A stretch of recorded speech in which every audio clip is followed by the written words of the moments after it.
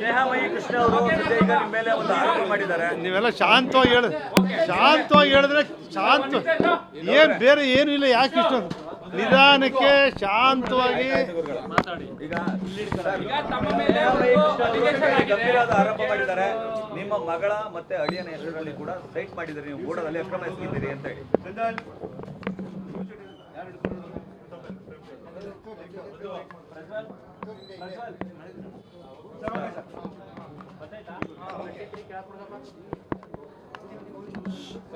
ಆಯ್ತೇನ್ರ ಆಗಿದೆ, ಹೇಳಿ ಚೆನ್ನಾಗಿ ಕೇಳಲಿ ಅಂತ ಹೇಳಿ ಸರ್.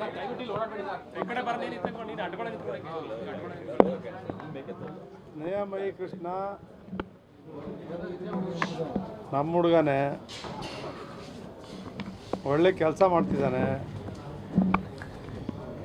ರಾಜಕಾರಣಿಗಳು, ಅಧಿಕಾರಿಗಳು ತಪ್ಪು ಮಾಡಿದರೆ ಶಿಕ್ಷೆ ಆಗಬೇಕು ಅಂತ ಹೇಳ್ತಾನೆ.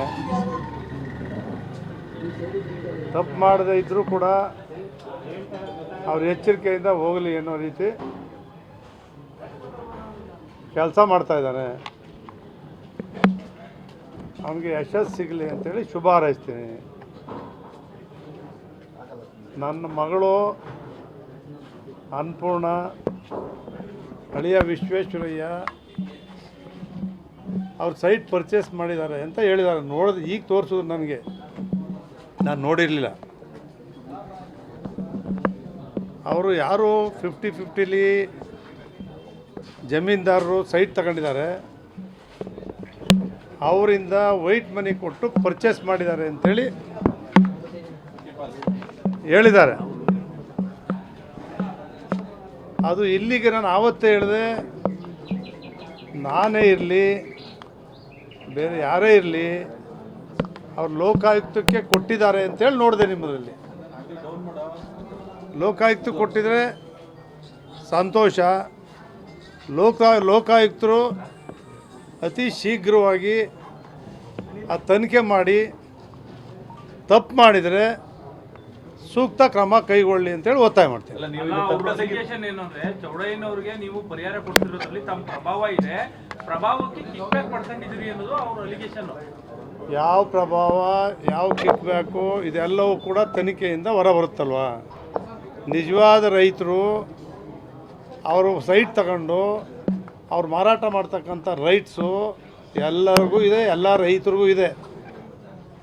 ಆ ರೈತರು 50-50 ತಗೊಂಡಂಥ ಸೈಟ್ಸನ್ನು ಅವ್ರು ಇಟ್ಟು ಆ ರೀತಿಯಲ್ಲಿ 10 ಎಕರೆ ಇದ್ದರೆ ಜಾಸ್ತಿ ತಗೊಳ್ಳಿ, 10 ಸೈಟ್ ಬರಲಿ, 15 ಸೈಟ್ ಬರಲಿ, 20 ಸೈಟ್ ಬರಲಿ.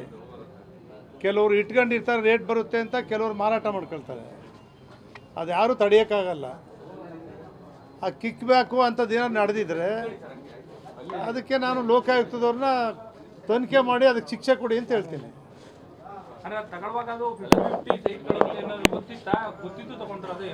ಅದು ನನ್ನ ಮಗಳು ಅಳಿಯ ಯಾರ ಜೊತೆ ಮಾತಾಡಿ ತಗೊಂಡಿದ್ದಾರೆ ಅಂತ ಗೊತ್ತಿಲ್ಲ. ನಾನು ಬೆಳಿಗ್ಗೆ ಫೋನ್ ಮಾಡಿದಾಗ ಇದನ್ನು ಕೇಳಿದಾಗ ನಾವು ಕಾಸ್ಟ್ಲಿ ದುಡ್ಡು ಕೊಟ್ಟೇನೆ ವೈಟ್ ಮನಿ ಕೊಟ್ಟು ತಗೊಂಡಿದ್ದೀನಿ ಅಂತ ಹೇಳಿದ್ದಾರೆ. ಇದನ್ನು ಹೊರತುಪಡಿಸಿ ಸಿಟಿ ರವಿಯವರಿಗೆ ಒಂದು ಬೆದರಿಕೆ ಪತ್ರ ಬಂದಿದೆ. ಅಂದ್ರೆ ಲಕ್ಷ್ಮೀ ಹೆಬ್ಬಾಳ್ಕರ್ ಅವರಿಗೆ ಒಂದು ವಾರದಲ್ಲಿ ನೀವು ಕ್ಷಮೆ ಕೇಳಿಲ್ಲ ನಿಮ್ಗೆ ಹತ್ಯೆ ಮಾಡ್ತೀವಿ ಅಂತ ಒಂದು ಬೆದರಿಕೆ ಪತ್ರ ಬರ್ತಿದ್ದಾರೆ. ಯಾರೋ ಅನಾಮಧೇಯ ಬರ್ತಿದ್ದಾರೆ ಪತ್ರನ. ಈ ಜನಪ್ರತಿನಿಧಿಗಳಿಗೆ ಈ ತರ ಆದ್ರೆ ಹೆಂಗೆ ಅಂತ ಪರಿಸ್ಥಿತಿ ಮುಂದಿನ ಮಾತಾಡಿ. ನಾನು ಅದನ್ನೇ ಹೇಳ್ತಾ ಇದ್ದಿದ್ದು, ಜನಪ್ರತಿನಿಧಿಗಳಿಗೆ, ಶಾಸಕರುಗಳಾಗಿರೋರು, ಮಂತ್ರಿಗಳಾಗಿರ್ತಕ್ಕಂಥವರು ನಾವು ಸ್ವಲ್ಪ ಮಾತಾಡುವಾಗ ಯಾರೇ ನಮ್ಮ ಬಗ್ಗೆ ಒಂದು ತಪ್ಪು ಮಾಡಿದ್ರು ಕೂಡ ಅದನ್ನು ಸಹಿಸ್ಕೊಂಡು ಹೋಗ್ತಕ್ಕಂಥ ಒಂದು ಸಹನೆ, ಶಾಂತಿ ಪ್ರತಿಯೊಬ್ಬ ರಾಜಕಾರಣಿಗೂ ಕೂಡ ಇರಬೇಕು. ದೇವರು ನಮಗೆ ಯಾರೋ ಬೇರೆ ಲಕ್ಷಾಂತರ ಮತ ಪಡೆದು ಗೆಲ್ಸ್ ಕಳಿಸಿ ನಮ್ಮಿಂದ ಇಂಥ ಭಾಷೆಗಳೆಲ್ಲನೂ ಬಳಸ್ತಾರೆ ಅಂತೇಳಿ ಅವ್ರು ನಿರೀಕ್ಷೆ ಮಾಡಿರಲ್ಲ ಯಾರೂ ಕೂಡ. ಯಾರು ಅನಾಮಧೇಯ ಪತ್ರ ಬರೆದಿದ್ದರೆ ಅಂಥವನ್ನೆಲ್ಲ ಮಾಡಿ ಸಮಾಜವನ್ನು ಹಾಳು ಮಾಡ್ತಿರ್ತಕ್ಕಂಥವ್ರನ್ನ ಜೈಲಿಗೆ ಹಾಕ್ಸ್ಬೇಕು, ಪತ್ತೆ ಮಾಡಿ ಕೂಡಲೇ ತನಿಖೆ ಮಾಡಬೇಕು, ಅಂಥವ್ರನ್ನ ಜೈಲಿಗೆ ಹಾಕ್ಸ್ಬೇಕು. ಜನಪ್ರತಿನಿಧಿಗಳಿಗೆ ಈ ತರ ಆದ್ರೆ ಜನಸಾಮಾನ್ಯರ ಗತಿ ಏನು ಅಂತ ನಾನು ಅದನ್ನೇ ಹೇಳ್ತಾ ಇರೋದು. ಜನಸಾಮಾನ್ಯರಿಗೆ ಇರಲಿ, ಜನಪ್ರತಿನಿಧಿಗಳಿಗೆ ಇರಲಿ, ಈ ರೀತಿ ಮಾಡ್ತಕ್ಕಂಥವ್ರನ್ನ ಕೂಡಲೇ ಪತ್ತೆ ಹಚ್ಚಿ ಅಂಥವ್ರಿಗೆ ಶಿಕ್ಷೆ ಆಗ್ತಕ್ಕಂಥದ್ದಾದರೆ ಮುಂದೆ ತಡಿತಕ್ಕಂಥದ್ದು ಕೂಡ ಆಗ್ತದೆ. ಸರ್ಕಾರ ಕ್ರಮ ಕೈಗೊಳ್ಳಬೇಕು ಅಂತೇಳಿ ಒತ್ತಾಯ ಮಾಡ್ತೀನಿ. ಈಗ ಪಕ್ಷ ಸಂಘಟನೆ ವಿಚಾರವಾಗಿ ನಾಳೆ ರಾಜ್ಯಾಧ್ಯಕ್ಷರ ಸಭೆ ಕರೆಯಲಾಗಿದೆ. ಆಯ್ಕೆ ಮಾಡೋ ನಾಳೆ JP ಭವನ ಸಭೆ ಇದೆ, ನೀವೇನಾದ್ರು ಹೋಗ್ತೀರಾ ಸರ್? ನಾನು ನೇರವಾಗಿ ಮಾತಾಡಿದ್ದೀನಿ. ಪುಟ್ಟರಾಜು ಅವರು, ಸಾರಾ ಮಹೇಶ್ ಅವರು ಇಬ್ಬರು ಕೂಡ ನಮ್ಮ ಮನೆಗೆ ಬಂದಿದ್ದರು. ನಮ್ಮ ಕೇಂದ್ರದ ಸಚಿವರು ಇಲ್ಲಿ ಬರ್ತಕ್ಕಂಥ ಸಂದರ್ಭದಲ್ಲಿ ದಿಶಾ ಮೀಟಿಂಗ್ ಸಭೆಗೆ ಹೋಗಬೇಕಾಗಿತ್ತು. ನಾನು ಆವತ್ತು ಮೈಕೈ ನೋವು ಬಂದು ಬೆಳಗ್ಗೆ ಹೇಳಬೇಕಾಗಲಿಲ್ಲ, ದಿಶಾ ಮೀಟಿಂಗ್ ಸಭೆಗೆ ಹೋಗಲಿಲ್ಲ. ಪಕ್ಷದ ಸಭೆಗೆ ನಾನಿವಾಗ ಬರಲ್ಲ. ನಾನು ಪಕ್ಷದ ಸಂಘಟನೆಗೆ ಓಡಾಡಲಿಕ್ಕಾಗೋದಿಲ್ಲ. ನನಗೆ ಮನೆಯ ಜವಾಬ್ದಾರಿ ಸ್ವಲ್ಪ ಜಾಸ್ತಿ ಆಗಿದೆ. ಮತ್ತು ಕ್ಷೇತ್ರ ನೀವೇ ನೋಡಿದ್ರಿ, 900 ಬಡಾವಣೆಗಳು ಹಸ್ತಾಂತರ ಮಾಡಿದ್ದಾರೆ.